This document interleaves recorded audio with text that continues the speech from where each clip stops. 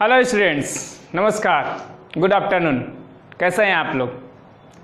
आप सभी अच्छे रहें, खुशहाल रहें, ये हम दुआ करते हैं। आप पढ़ें, आपके सपने साकार हों, ये हम ऐसा प्रयास करेंगे कि मेरी तरफ से जो भी हो सके हम आपके लिए करें। तो स्टूडेंट्स, आज के इस वीडियो में हम डिस्कस करने जा रहे हैं important questions pair of linear equation in two variables का।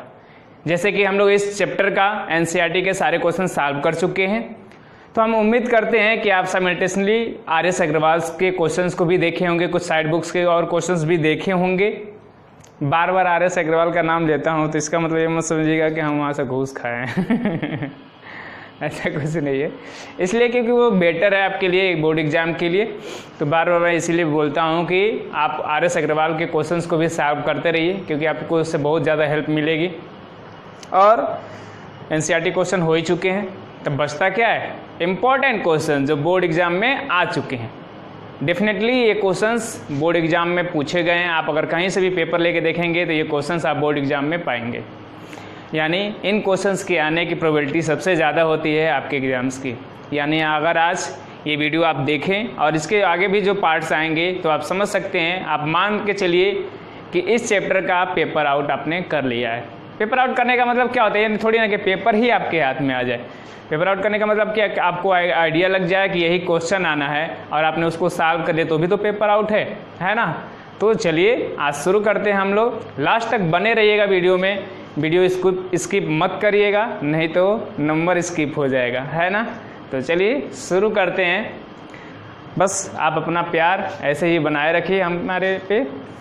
आपके लिए हर सभी कुछ चीज़ें हम करेंगे।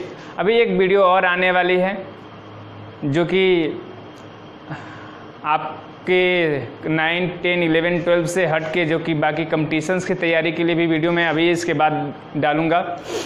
तो बस अगर आपके भाई बहन कोई भी है रिलेटिव में तो उनको भी ऐड करिए, सब्सक्राइब कराइए उनसे भी, और बोलिए कि उनको जिस भी टॉपिक पे वीडियो चाहिए बस वो एक बार हमसे बताएं। मैं प्रॉमिस करता हूँ आपको उस टॉपिक पे वीडियो दूंगा और बेस्ट दूंगा, जितना बेस्ट हो सके उससे बेस्ट देने की कोशिश करूंगा। ठीक है, तो चलिए शुरू करते हैं आज का वीडियो। मैंने कुछ क्वेश्चंस बोर्ड पे लिख रखे हैं, लाजमी है वही डायलॉग बार बार, टाइम कम यूज हो आपका। पहला question, for what value of k the following equation has a unique solution. कह रहा है पेयर ऑफ इक्वेशन दिया है, एक सिस्टम ऑफ इक्वेशन गिवन है और कह रहा है कि के की किस वैल्यू के लिए इस सिस्टम ऑफ इक्वेशन के यूनिक सोल्यूशन होंगे। तो dear student, first of all we have to remember that for a unique solution the ratio of a1/a2 should be not equal to b1/b2। ये रेशियो इक्वल नहीं होते हैं, तभी क्या होता है? वो गिवन पेयर ऑफ सिस्टम के यूनिक सोल्यूशन होते हैं। तो first of all let's write the system of equation.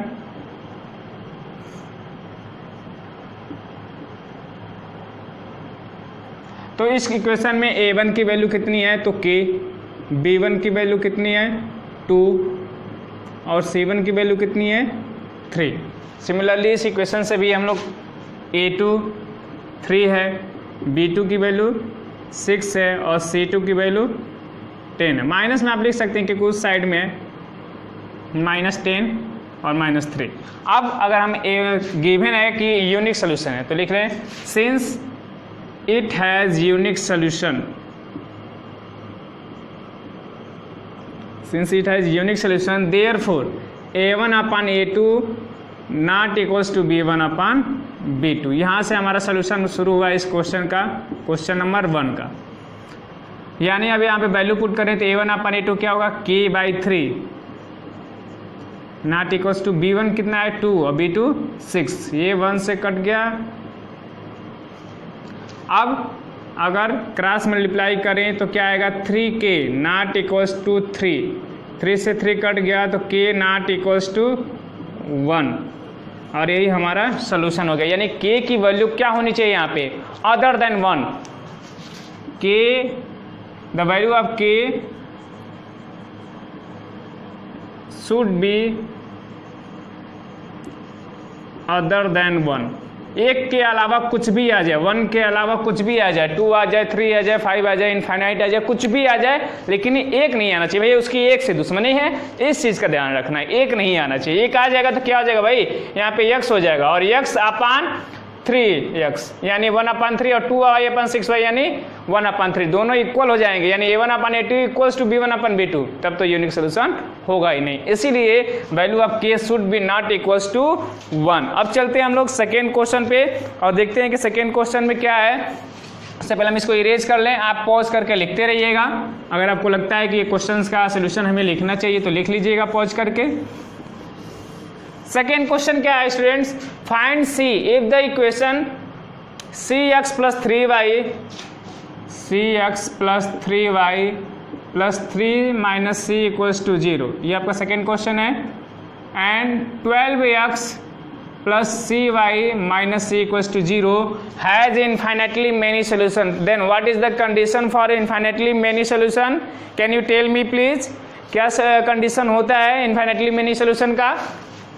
Then a1/a2 = b1/b2 = c1/c2। Infinitely many solution का कंडीशन क्या होता है कि तीनों जो रेशियोज हों वो इक्वल हों। तो अब यहाँ से वैल्यूज निकाल के अगर पुट कर दें, a1 की वैल्यू c, a2 की वैल्यू 12, b1 की वैल्यू 3, b2 की वैल्यू c, c1 की वैल्यू 3 - c पूरा और c2 की वैल्यू -c।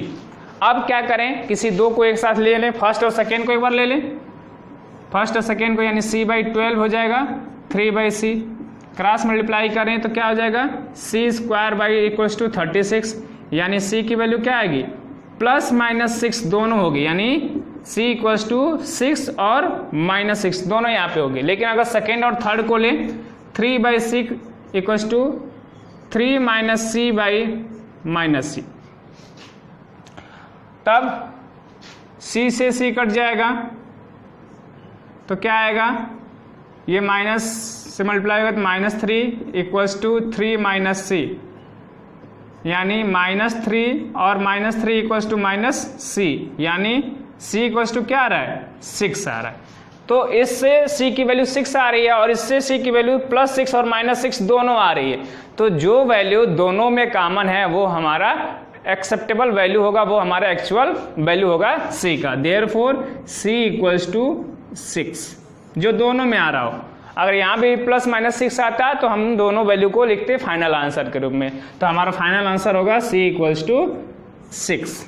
ठीक है, अब चलते हैं question number 3। Find k if the equation 2x + 3y = 7 and k + 1x + 2k - 1y = 4k + 1 has infinitely many solution similar to question number 2। Question number 2 के जैसे ही है इसमें भी, क्योंकि इसमें भी इनफाइनेटली मेनी सोल्यूशन दिया है, बस k की वैल्यू निकालनी है। तो सिमिलर टू हम लोग क्वेश्चन नंबर 2 इसको भी सॉल्व कर लेंगे। Question number 3 is similar to question number 2। ठीक है, तो क्वेश्चन नंबर 3 भी यहां से हो जाता है, आप सॉल्व करेंगे, उसको प्रैक्टिस करेंगे। Question number 4, find k so that x + 2y = 5 and 3x + ky + 15 = 0 has unique solution. अब क्या होगा, तो ये हो गया हमारा क्वेश्चन नंबर 1 के जैसे, similar to question number 1, similar to question number 1। तो क्वेश्चन नंबर 1 अगर हम सॉल्व कर चुके हैं तो उसी तरह से हम क्वेश्चन नंबर 4 कर लेंगे, और क्वेश्चन नंबर 2 सॉल्व कर चुके हैं तो उसी से हम लोग क्वेश्चन नंबर 3 भी सॉल्व कर लेंगे। तो 2 क्वेश्चन सॉल्व किए, 2 हमें फ्री मिल गया, बाय 2 गेट 2 फ्री, 2 का ऑफर है ना। अब चलते हैं हम लोग क्वेश्चन नंबर 5 पे। A father's age is 3 times the sum of the ages of his 2 children. एक पापा जी हैं जो, उनका जो एज है वो उनके दोनों बेटों के एज के सम के 3 टाइम्स है। मतलब अगर बेटों का सम अगर दोनों मिलाकर x है तो फादर का एज क्या है 3x है। After 5 years his age will be 2 times the sum of their ages. Find present ages. कह रहा है आफ्टर 5 ईयर, 5 साल बाद अब जो बेटों का एज का सम होगा उनके डबल जो होगा फादर का एज होगा। तो पूछ रहा है कि फादर का एज क्या होगा बताइए। तो अब क्या करें हम लोग, अगर इसको चाहें तो 1 वेरिएबल से भी लगा सकते हैं या फिर 2 वेरिएबल से भी लगा सकते हैं। तो आइए चलिए 2 वेरिएबल से हम लोग लगाते हैं इस क्वेश्चन को। क्वेश्चन नंबर 5, तो मान लिया हमने लेट प्रेजेंट एज, कभी भी एज में क्या करते हैं हम लोग, प्रेजेंट एज ही मान के चलते हैं। एज वाले क्वेश्चंस में हमेशा प्रेजेंट एज मान के चलते हैं। Present age of father equals to y years and sum of present ages of son, दोनों बेटों के एज का जो सम होगा वो हमने मान लिया x ईयर। दोनों का मिलाकर, दोनों को अलग अलग नहीं लेंगे हम लोग, दोनों का सम, क्योंकि पूरे क्वेश्चन में कहीं भी बात किया है तो दोनों के सम की बात किया। अगर आप दोनों का अलग अलग लेंगे तो 3 वेरिएबल हो जाएगा, फिर हमारे लिए प्रॉब्लमेटिक हो जाएगा। अब अकॉर्डिंग टू क्वेश्चन y जो है वह क्या है, 3 टाइम्स x है। ठीक, फिर क्या कर रहा है, 5 years, after 5 years, after 5 years, 5 साल बाद फादर का एज क्या हो जाएगा, जितना भी अभी है उसमें 5 बढ़ जाएगा, और सम ऑफ सन एज तो x है, 5 साल बाद क्या हो जाएगा, x + 5 नहीं। यहीं पे बहुत ही ज्यादा स्टूडेंट्स गलती कर जाते हैं। मैंने कई सालों में ऐसे देखा है जब पढ़ाया है तो, कि बच्चे यहाँ पे गलती कर जाते हैं, क्योंकि यहाँ पे चूंकि 2 बेटों का सम है तो एक का 5 साल और दूसरे का भी तो 5 साल बढ़ रहा है, तो जो टोटल एज होगा यहाँ पे वो हो जाएगा x + 10। आफ्टर 5 ईयर्स जो सम ऑफ सन एजेज होगा वो हो जाएगा x + 10, क्योंकि दोनों में से एक, दोनों का मिलाकर 5 साल थोड़ी बढ़ रहा है। जब ये 5 साल बाद अगर हम बात करें तो जितने लोग होंगे सबका 5-5 साल होगा। ऐसा थोड़ी नहीं होगा कि पापा 20 साल के थे तो वो 25 साल के हो गए और मेरे भाई का एज मिलाकर 10 साल हो रहा था, तो 5 साल बाद दोनों का एज मिला के 15 साल होगा। ऐसा थोड़ी ना होगा, हम दोनों का भी 5-5 साल बढ़ेगा, यानी अब 10 और 10 हम लोगों का भी एज क्या हो जाएगा, 20 हो जाएगा। ठीक है, तो अब अकॉर्डिंग टू क्वेश्चन क्या है कि डबल हो जा रहा है, यानी y + 5 हो जा रहा है double of sum of sons ages. ठीक है, डबल ही तो दिया था ना, age will be 2 times, 2 times मतलब डबल। अब y की जगह पे यहाँ पर 3x रख सकते हैं इक्वेशन 1 से, और यार ब्रैकेट ओपन कर लें, यहाँ पे लिख लीजिए फ्रॉम इक्वेशन 1। इक्वेशन 1 से हमने ये किया है तो ये हो गया 2x इधर आ जाएगा, 3x - 2x, और 5 इधर चला जाएगा तो 20 - 5, तो 3x - 2x यानी x, और 20 - 5 यानी 15। तो x की वैल्यू जो आई, अब वो इक्वेशन 1 में अगर हम पुट कर दे तो y भी वैल्यू निकल जाएगी।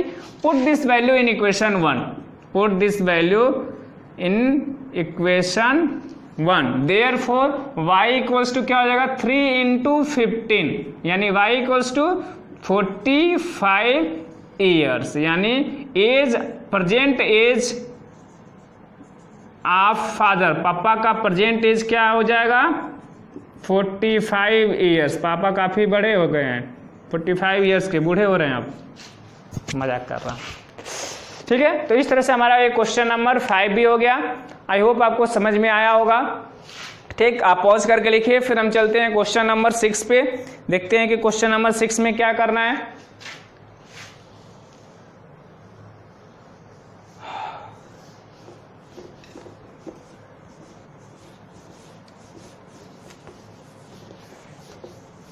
सबसे बड़ा काम होता है क्वेश्चंस को लिखना, बार बार इतना ज़्यादा क्वेश्चंस को लिखना, है ना। अब देखिए क्वेश्चन नंबर 6, क्वेश्चन क्या है, a fraction becomes 1/3 when 2 is subtracted from the numerator. कह रहा है जब न्यूमरेटर में से 2 घटा देंगे तो फ्रैक्शन जो होगा वो 1/3 हो जाएगा। And it becomes 1/2 when 1 is subtracted from denominator, वो जो है वो 1/2 हो जाएगा अगर 1 सब्ट्रैक्ट करें हम लोग डिनोमिनेटर से, तो फ्रैक्शन क्या होगा। ऐसा क्वेश्चन हम लोग एक्सरसाइज में लगा चुके हैं, फिर भी लेट्स कुछ इसमें हिंट हम दे देते हैं, आप उसको देख लीजिएगा। लेट न्यूमरेटर को हमने मान लिया x एंड डिनोमिनेटर को मान लिया y, तो फ्रैक्शन इक्वल्स टू क्या हो जाएगा, न्यूमरेटर अपॉन डिनोमिनेटर यानी x अपॉन y। अब कंडीशन 1 से, फर्स्ट कंडीशन क्या है कि जब fraction becomes 1/3 when 2 is subtracted from numerator, बस न्यूमरेटर में से जब 2 घटा रहे हैं तो फ्रैक्शन 1/3 हो जा रहा है। क्रॉस मल्टीप्लाई कर लीजिए, 3x - 6 = y, यानी 3x - y = 6, equation number 1। Condition 2, condition 2 क्या है, it becomes 1/2 when 1 is subtracted from denominator, numerator में से कुछ नहीं घटाया, डिनोमिनेटर में से 1 घटा दिए तो फ्रैक्शन 1/2 हो गया। क्रॉस मल्टीप्लाई करिए, 2x = y - 1, यानी 2x - y = -1, इक्वेशन नंबर 2। अब क्या करेंगे, इक्वेशन 1 और 2 को सॉल्व कर लेंगे, x और y की वैल्यू फ्रैक्शन में पुट कर देंगे तो हमारा आंसर हो जाएगा। तो हम यहीं पे इसको समाप्त करते हैं, आगे आप खुद सॉल्व करेंगे, क्योंकि पूरा लास्ट तक हम करें जरूरी है क्या, आप भी तो कर सकते हैं ना। ठीक है, चलिए लास्ट क्वेश्चन, अभी जो बोर्ड पे लिखा है उससे लास्ट क्वेश्चन, अभी इस वीडियो में भी और क्वेश्चंस आने हैं। Question number 7, if ABCD is a rectangle find x and y, कह रहा है कि रेक्टेंगल है, एक फिगर बना हुआ है ABCD और उसके साइड्स दिए हुए हैं, तो कह रहा है कि x और y की वैल्यू निकालिए। तो रेक्टेंगल की प्रॉपर्टी हमें पता है कि अपोजिट साइड्स जो होते हैं वो इक्वल होते हैं, यानी in a rectangle opposite sides are equal, opposite sides are equal, therefore AB = CD होगा और AD = BC होगा। ये तो आपको समझ में आ रहा होगा कि अपोजिट साइड रेक्टेंगल में क्या होते हैं, बराबर होते हैं। अब ये AB की वैल्यू क्या रखा है, 30, और CD की वैल्यू x + y, यानी हम लोग लिख सकते हैं x + y जो है वो 30 के इक्वल है, इक्वेशन नंबर 1 बन गया। फिर AD जो है वो 14 है और BC क्या है, x - y है, यानी x - y = 14, इक्वेशन नंबर 2। अब इन दोनों इक्वेशन को सॉल्व कर लेंगे तो x और y की वैल्यू निकल जाएगी, y से y कट गया, x 2x, 13 और 14 44, यानी x = 22। अब इसको पुट कर दीजिए इक्वेशन 1 में तो निकल जाएगा आपका y की वैल्यू 8।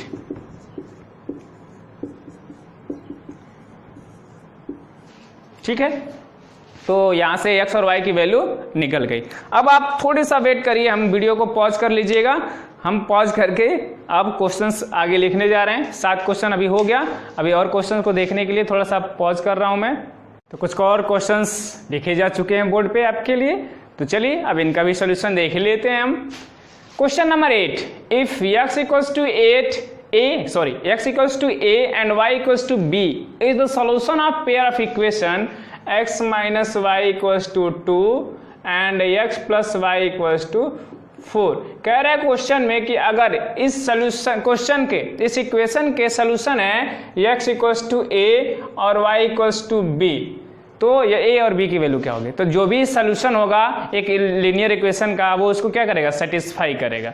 तो ये वैल्यू अगर हम इसमें पुट कर दें तो ये हो जाएगा a - b = 2 और यहाँ हो जाएगा a + b = 4, इक्वेशन नंबर 2। अब इन दोनों को सॉल्व कर लें तो a की वैल्यू मिल जाएगी 3 और b की वैल्यू मिल जाएगी 1, और ये हमारा हो गया सॉल्यूशन। फटाफट सॉल्व हो जाएगा, बस कॉन्सेप्ट क्लियर होना चाहिए दोस्त। चलिए देखिए question number 9, forward value of m pair of linear equation has infinitely many solution. कह रहा है कि m के किस वैल्यू के लिए जो पेयर ऑफ सिस्टम दिया है उसके इनफाइनाइट सॉल्यूशन होंगे। तो ऐसा क्वेश्चन अभी हमने इसी में देखा है, सेकेंड और थर्ड, लेकिन ये क्वेश्चन थोड़ा सा लेंदी है तो चलिए इसको सॉल्व भी कर लेते हैं। क्वेश्चन क्या है, 3x + 4y = 12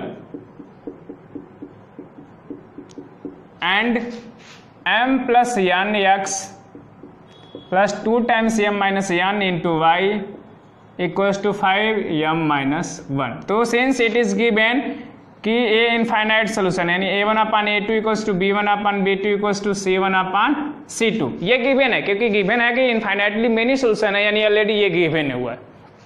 अब यहाँ पे a1 की वैल्यू क्या है 3, a2 की वैल्यू m + n, B1 की वैल्यू 4, B2 की value 2 times m minus n, C1 की वैल्यू -12 और C2 की वैल्यू -5m माइनस 1, माइनस से माइनस कट जाए।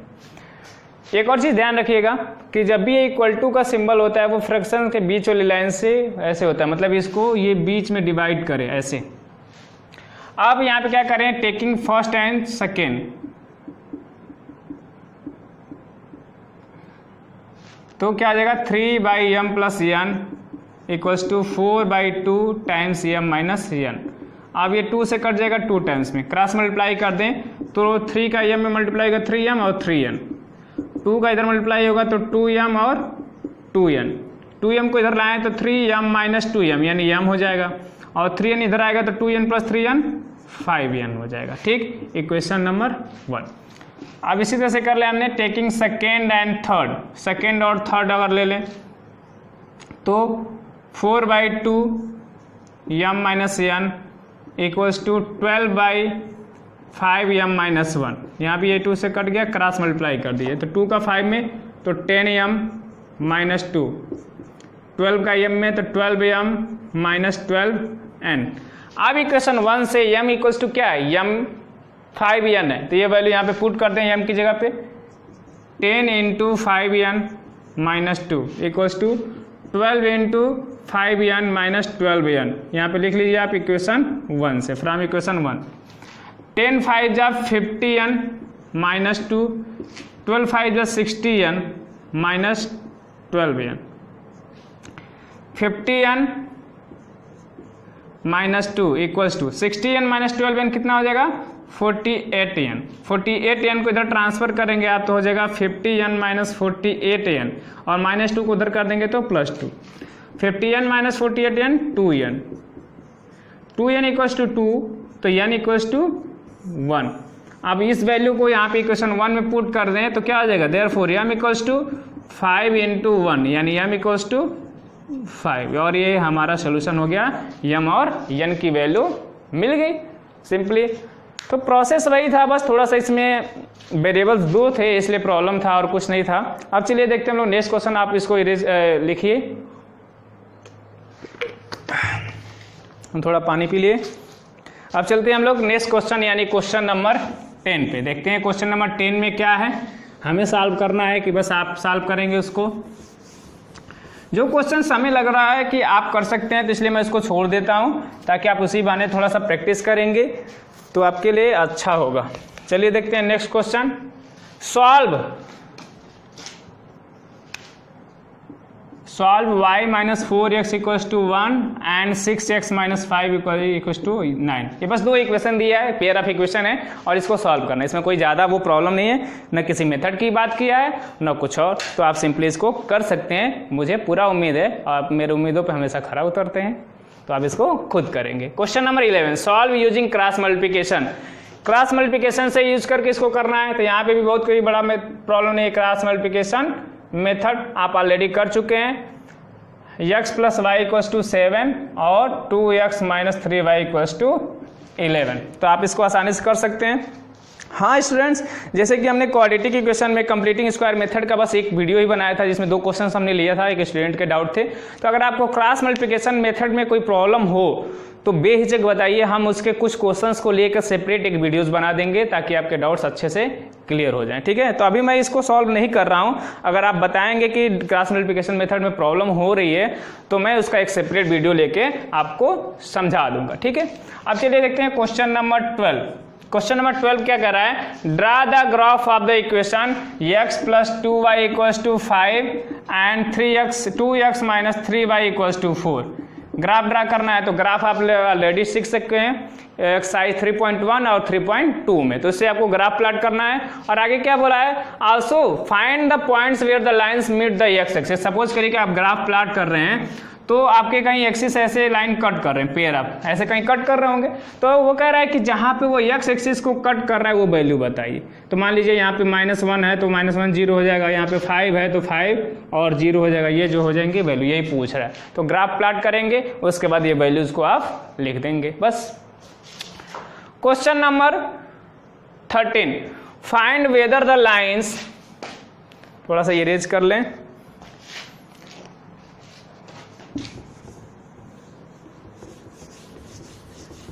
ऑक्सफोर्ड यूनिवर्सिटी में पूरा बोर्ड जो होता है ना, पूरा दीवार पे होता है, पूरे दीवार का बोर्ड होता है। आप लिखते जाइए और उसको स्लाइड करते जाइए, इरेज करने का झंझट नहीं होता है। ऐसा एक बोर्ड लगवा दीजिए आप लोग, कोई कोई पूंजीपति हो तो। मजाक कर रहे हैं। क्वेश्चन नंबर 13,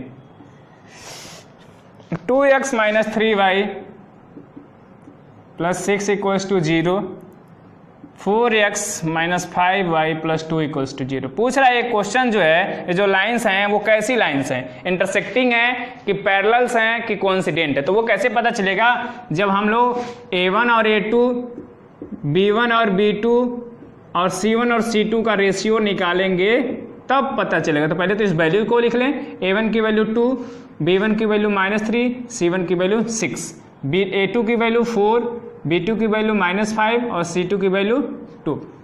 तो A1 अपन A2 क्या होगा, 2/4 यानी 1/2।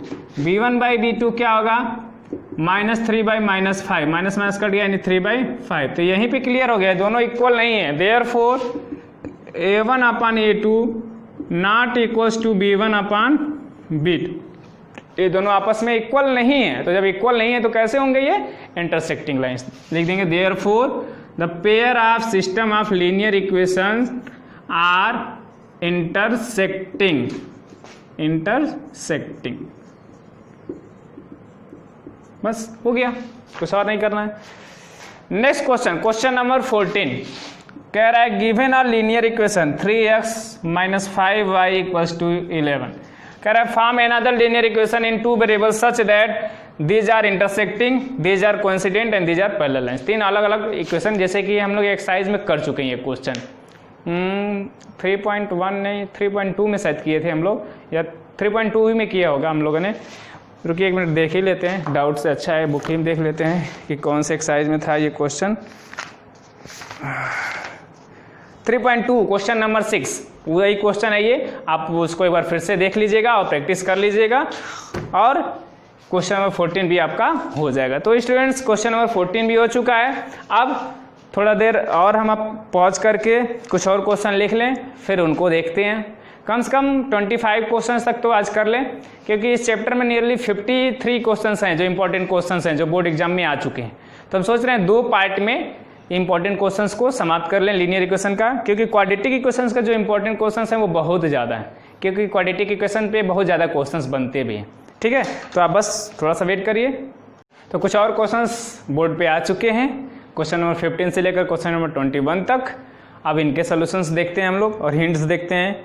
जहाँ पे सोल्यूशन जरूरत होगी हम सोल्यूशन देंगे, जहाँ पे हिंट की जरूरत होगी वहाँ पे हिंट देंगे। तो चलिए शुरू करते हैं हम लोग।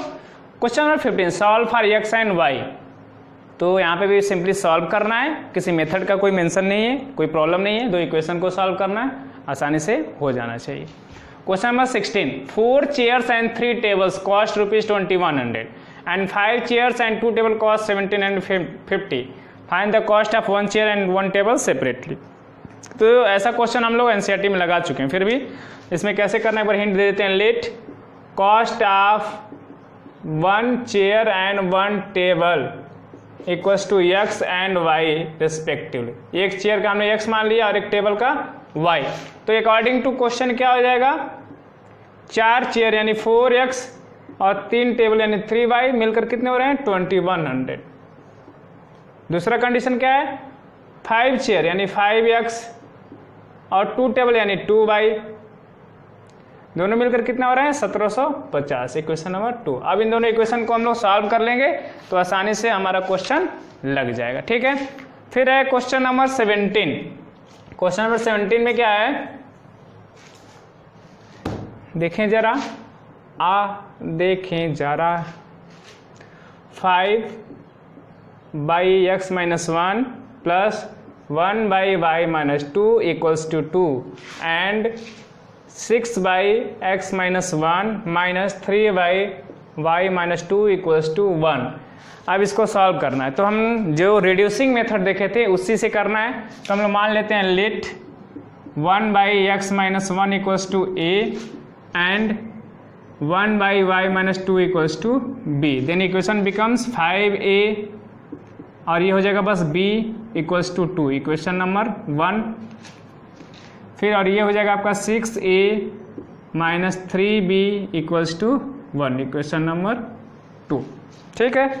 अब इसमें अगर 3 से मल्टीप्लाई कर दें तो क्या बन जाएगा, ये 15a हो जाएगा प्लस 3b हो जाएगा इक्वल्स टू 6. ऐड कर दीजिए, 3 से 3 कट गया, 6a 15a 21a और 1 और 6 7, यानी a इक्वल्स टू 7/21 यानी 1/3. और a किसके बराबर है, 1/x माइनस 1 के, यानी 1/x इक्वल्स टू 1 - 3. ये क्रॉस मल्टीप्लाई कर दीजिए तो x - 1 इक्वल्स टू 3, तो 1 उधर जाएगा तो x इक्वल्स टू 4. ये x की वैल्यू निकल गई. अब या तो आप x की वैल्यू रखिए या a की वैल्यू. अगर a की वैल्यू इक्वेशन 1 में रखें तो फ्रॉम इक्वेशन 1 तो हो जाएगा 5 × 1/3 प्लस b इक्वल्स टू 2. तो b इक्वल्स टू 2 माइनस 5/3 हो जाएगा. एलसीएम ले लेंगे तो 3 2 3 6 माइनस 5, यानी ये भी क्या हो जाएगा 1/3. और b किसके बराबर है, 1/y माइनस 2 के बराबर है. क्रॉस मल्टीप्लाई कर लीजिए तो y - 2 इक्वल्स टू 3 यानी y equals to 5. Therefore x equals to 4 and y equals to 5 is the solution of given linear pair. ठीक है, तो ये निकल गया क्वेश्चन नंबर आपका 17. अब चलते हैं, देखते हैं क्वेश्चन नंबर 18 पे.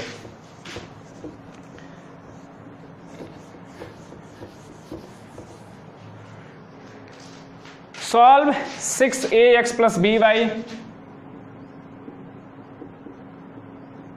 equals to 3a plus 2b and 6bx minus ay equals to 3b minus 2a. इसको सॉल्व करना है x और y के लिए. तो पहले तो ब्रैकेट ओपन कर लें अगर, तो ये हो जाएगा 6ax plus 6by equals to 3a plus 2b, equation 1. और ये आपका हो जाएगा 6bx minus 6ay equals to 3b minus 2a, equation number 2. अब किसी भी मेथड से हम लोग यूज कर सकते हैं, एलिमिनेशन, सब्स्टिट्यूशन या क्रॉस मल्टीप्लिकेशन, तो आसानी से इसका सोल्यूशन निकल जाएगा. फिर भी एक बार चेक कर लेते हैं. यहाँ पे b है और यहाँ पे a है, तो इसमें हम लोग क्या करें, a से मल्टीप्लाई कर दें और इसमें b से. तो हमारा ये इक्वेशन हो जाएगा 6a² x plus 6aby equals to 3a² plus 2ab. और इक्वेशन 2 हो जाएगा आपका 6b² x minus 6aby equals to 3b² minus 2ab. Equations को ऐड कर दीजिए तो ये कट गया और ये भी कट गया. इसमें से आपका 6x कॉमन हो जाएगा तो बचेगा a² प्लस b². इन दोनों में से 3 कॉमन ले लेंगे तो बचेगा a² plus b². a² plus b² से कट गया, 3 से ये 2 बार में कट गया, यानी 2x इक्वल्स टू 1, तो x इक्वल्स टू 1/2. अब पुट कर दीजिए इसको इक्वेशन 1 में. पुट कर देंगे तो क्या हो जाएगा 6a into 1/2 plus 6by equals to 3a plus 2b. 6 से ये कट जाएगा 3 बार में तो बचा क्या 3a, और 3a से कट गया 3a तो बचा 6by इक्वल्स टू 2b. अब b से b कट गया और 2 से ये 3 बार में कट गया, यानी 3y इक्वल्स टू 1, तो y इक्वल्स टू 1/3 और x की वैल्यू क्या है, ये 1/2. ये हमारा सोल्यूशन हो गया क्वेश्चन नंबर 18. ठीक, पॉज करके लिख लीजिएगा. Question number 19. क्वेश्चन नंबर 19 क्या है, determine graphically pair of linear equation has unique solution और इनफाइनाइट सोल्यूशन और नो सोल्यूशन. तो इसका ग्राफ बनाना है आपको. दोनों इक्वेशन के ग्राफ बनाएंगे. अगर दोनों इक्वेशन एक दूसरे को कहीं कट कर रहे हैं तो कैसे होंगे, इंटरसेक्टिंग, यानी उसका यूनिक सोल्यूशन होगा. अगर दोनों कॉन्साइड कर गए, दोनों कॉन्साइड करके एक ही लाइन ही बन रही है तो उसके इनफाइनाइट सोल्यूशन होंगे. और अगर दोनों लाइन एक दूसरे के पैरेलल हैं तो नो सोल्यूशन होगा. तो ग्राफ बनाने के बाद आपका सोल्यूशन इससे आसानी से क्लियर हो जाएगा. अब देखते हैं क्वेश्चन नंबर 20. क्वेश्चन नंबर 20 में क्या है, 2020 खेलना है. तो यार इस समय लॉकडाउन में तो 2020 क्या, टेस्ट, वनडे, आप गली क्रिकेट कुछ भी सब बंद है, एकदम ताला. Question number 20, solve graphically and shade the region bounded by the lines and X axis, find the area of shaded region. तो ऐसे क्वेश्चन हम लोग एनसीईआरटी में कर चुके हैं, तो ये भी आपके प्रैक्टिस के लिए रहेगा, हम इसको यहीं पे छोड़ रहे हैं। क्वेश्चन नंबर 21, एक थोड़ा सा डिफरेंट क्वेश्चन है, देख लेते हैं इसको। Find the value of M for which X coordinate of the point of intersection of lines represented by y equals to mx plus 1 and 3x plus 4y equals to 9 is an integer. कह रहा है कि इन दोनों से मिलकर एक line जो बनेगी वो एक्स एक्स कोऑर्डिनेट को इंटरसेक्ट करेगी, तो वहाँ पे m की वैल्यू क्या पॉसिबल है। तो हम क्या करें, y की वैल्यू इसमें पुट कर दें, x के निकालना है ना, तो y की वैल्यू पुट कर दें, तो 4mx प्लस 1 इक्वल्स टू 9, तो 3x plus 4mx plus 4 equals to 9, 4 उधर चला जाएगा तो बच जाएगा 3x, इसमें से x कॉमन ले लें तो बचेगा 3 प्लस 4m, और 4 उधर जाएगा तो 9 माइनस 4 यानी 5, तो x equals to 5/3 plus 4m। ये हमारा x की वैल्यू है, लेकिन m की किस वैल्यू के लिए ये होगा, तो m का अगर कोई यहाँ पे ऐसा वैल्यू बताना है कि x एक क्या हो, इंटीजर हो, कोई भी वैल्यू ऐसा हो m का जो कि इंटीजर हो। यहाँ पे कई तरह की वैल्यू पॉसिबल है, मतलब ऐसा वैल्यू कि जो फ्रैक्शन में ना हो x की वैल्यू। तो अगर m की वैल्यू यहाँ पे हम लोग -2 रख दें, इफ m इक्वल्स टू -2, तो x इक्वल्स टू क्या हो जाएगा 5/3 और प्लस 4 इंटू -2 यानी 5/3 माइनस 8 यानी 5/-5 यानी -1। तो यह m इक्वल्स टू -2 के लिए x की वैल्यू क्या हो जाएगी -1। इसी तरह से कई और भी वैल्यूज पॉसिबल हैं यहाँ पे। ये जरूरी नहीं है कि आपका जो आंसर है वो इस क्वेश्चन में वो आपके फ्रेंड का भी हो, इसमें आंसर दोनों का वैरी कर सकता है, क्योंकि ये अलग अलग वैल्यू यहाँ पे पॉसिबल होगा। तो ये आपका था क्वेश्चन नंबर 21। अब एक बार और पॉज करेंगे हम, जिसमें कुछ 4 क्वेश्चन और लिखेंगे, 25 क्वेश्चन कंप्लीट करेंगे इस वीडियो में, उसके बाद ये वीडियो समाप्त हो जाएगा। तो जस्ट वेट। चलिए कुछ और 4 क्वेश्चन हमने लिख लिए ताकि 25 क्वेश्चन हो जाए, और इसी तरह से ये 4 क्वेश्चन के बाद इस वीडियो को हम समाप्त कर देंगे ताकि 25 क्वेश्चन हो जाएगा। पूरे क्वेश्चन हम एक वीडियो में भी ला सकते हैं, लेकिन वो बहुत ज़्यादा लेंदी हो जाएगा, तो आपको इस प्रॉब्लम होगा उन सारे क्वेश्चन को एक बार सॉल्व करने में, तो इसलिए 25 क्वेश्चन ले आ रहे हैं। तो चलिए को देखते हैं हम लोग question number 22। In a 2-digit number, digit in unit place is twice of the digit in 10th place. If the digits are reversed, the new number is 27 more than given number.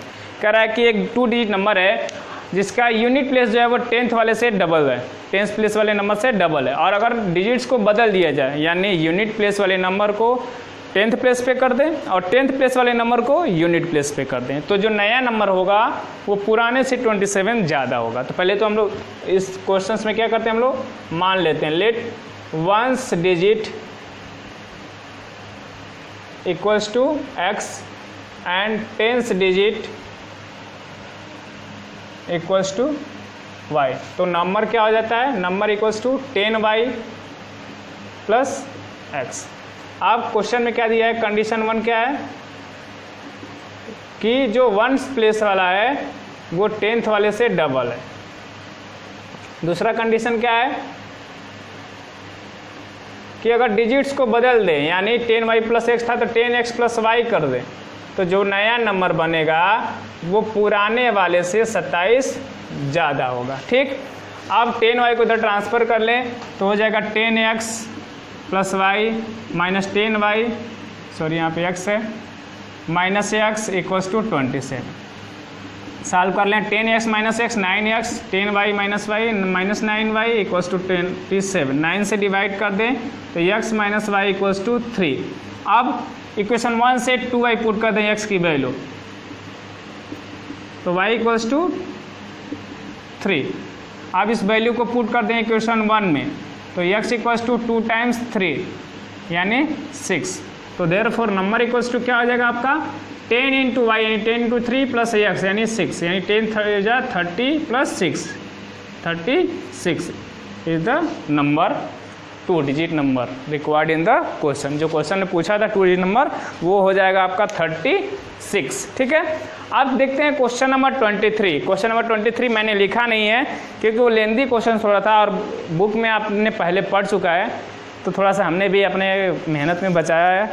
क्या है question number 23, exercise 3.3 page number 54, question number 3 का 4th question वही था कि the taxi charge in A city consist of fix charge together with the charge for the distance covered. ये question हम लोग exercise में कर चुके हैं, तो वही क्वेश्चन है। और क्वेश्चन नंबर 24 भी ऐसे ही है, question number exercise 3.5 page number 63, question number 4 का 5th एनसीईआरटी 4 का 5th, यानी the area of rectangle gets reduced by 9 square unit if its length is reduced by 5 unit, breadth is increase by 3 unit.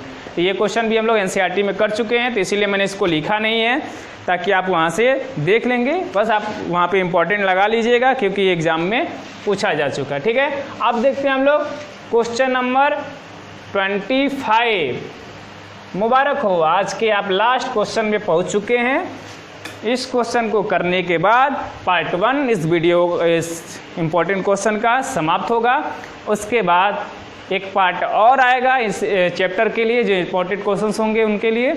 उसके बाद इस chapter का भी important question समाप्त हो जाएगा। और इसी के साथ हम लोग शुरू कर देंगे केमिस्ट्री का, या तो सेकेंड चैप्टर का इम्पोर्टेंट क्वेश्चन या थर्ड चैप्टर का लेक्चर शुरू कर देंगे। बस आप बने रहिए और वीडियोस को देखते रहिए, शेयर करते रहिए। हम थोड़ा पानी पीते रहें।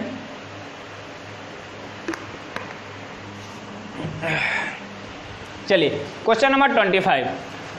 Eight a certain time in a zoo the number of heads and the number of legs of tigers and peacocks were counted and it was 47 heads and 152 legs. Find the number of tigers and peacock in zoo. कह रहा है किसी समय एक जू में, एक चिड़ियाघर में नंबर ऑफ हेड्स, सर गिने गए, सिर, सर टीचर वाले सर नहीं, सिर, and number of legs of tiger and peacock. उस चिड़ियाघर में कितने टाइगर्स और पीकॉक्स थे, उनके हेड्स और उनके लेग्स को काउंट किया गया, तो पाया गया कि 47 हेड्स थे और 152 लेग्स थे।